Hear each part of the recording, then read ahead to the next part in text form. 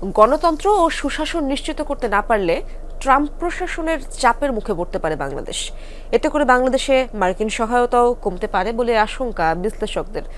বলছেন, যুক্তরাষ্ট্রের চীন নীতি বাংলাদেশের প্রতিরক্ষা খাতে প্রভাব ফেলার শঙ্কাও উড়িয়ে দেওয়া যায় না। আর চীন ও ভারত দুই প্রতিবেশীর সাথে আগের মতো ভারসাম্যপূর্ণ সম্পর্ক রাখাও কঠিন হতে পারে ধারণা তাদের। সেক্ষেত্রে কোনো একটি পক্ষ বেছে নেওয়ার চাপও বাড়তে পারে ঢাকার ওপর। দাঁড়াও, এখন তো জীবাণুদের থেকে বাঁচালে সারাদিন কে বাঁচাবে? ডেটল বাঁচাবে। ডেটল দেয় জীবাণুর বিরুদ্ধে 12 ঘন্টার সুরক্ষা বলয়। সুরক্ষার বিশ্বাস থাকুক দিনভর। ফের ট্রাম্প জামানায় যুক্তরাষ্ট্র মার্কিন প্রেসিডেন্ট হিসেবে দায়িত্ব নেয়ার পর যে মন্ত্রিসভা গঠন করেছেন ট্রাম্প, তাও প্রত্যাশিত চমক নেই খুব একটা। ব্যবসায়ী থেকে শুরু করে ট্রাম্পের ঘনিষ্ঠজনরাই মূলত দায়িত্বশীল পদে। অনেকেই বলছেন, কবছর আগেও মোস্ট আনপ্রেডিক্টেবল ট্রাম্প এখন মোস্ট প্রেডিক্টেবল। ভোটের আগের ও পরের কথা আর কাজে দারুণ মিল তাঁর। যুক্তরাষ্ট্রের কাছে বাংলাদেশ খুব গুরুত্বপূর্ণ না হলেও মার্কিন নীতি দারুণভাবে প্রভাবিত করে ঢাকাকে।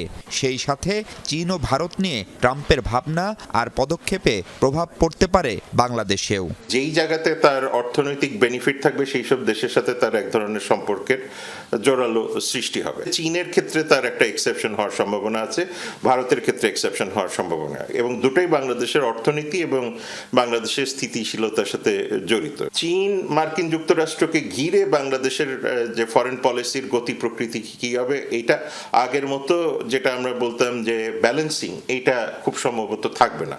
সুতরাং সেইখানে এক ধরনের অ্যালায়েন্স পলিটিক্সের মতো টিল্ট তৈরি হতে পারে, সেটা নিয়ে আমাদের প্রস্তুতি থাকা দরকার। গণতন্ত্রের জন্য আমাদের যে সংগ্রাম, সেখানে বাংলাদেশ যদি দ্রুত একটা সুশাসন প্রতিষ্ঠিত করতে না পারে, যে ফর্মেই হোক অথবা যে ধরনের সরকারের মাধ্যমেই হোক, তাহলে আমরা সম্ভবত আরও একটা বড় চ্যালেঞ্জের মুখোমুখি হতে যাচ্ছি। রিপাবলিকানরা সেই ঢালাওভাবে যে অর্থ সাহায্য যেটা করে বা প্রকল্প সাহায্য যেটা করে, সেটা অবশ্যই স্তীমিত হয়ে আসবে, মানে কমে যাবে। বাংলাদেশি গার্মেন্টস পণ্যের এককভাবে সবচেয়ে বড় রপ্তানি বাজার যুক্তরাষ্ট্র। খুব স্বাভাবিক কারণেই ট্রাম্পের ট্যাক্স নীতি ভাবাচ্ছে বিশ্লেষকদের।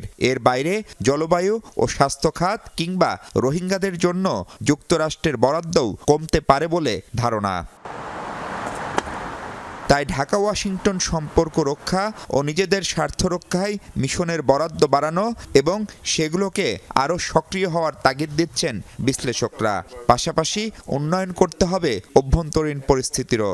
দূতাবাস যেটা আছে ওয়াশিংটনে, এটাকে সম্পূর্ণ ঢেলে সাজানো, অনেক বেশি আর্থিক দিকটাও চিন্তা করতে হবে, কারণ মার্কিন যুক্তরাষ্ট্রের বর্তমান প্রশাসনের লবির কিন্তু একটা বড় রকমের ভূমিকা থাকবে আগামী 4 বছর।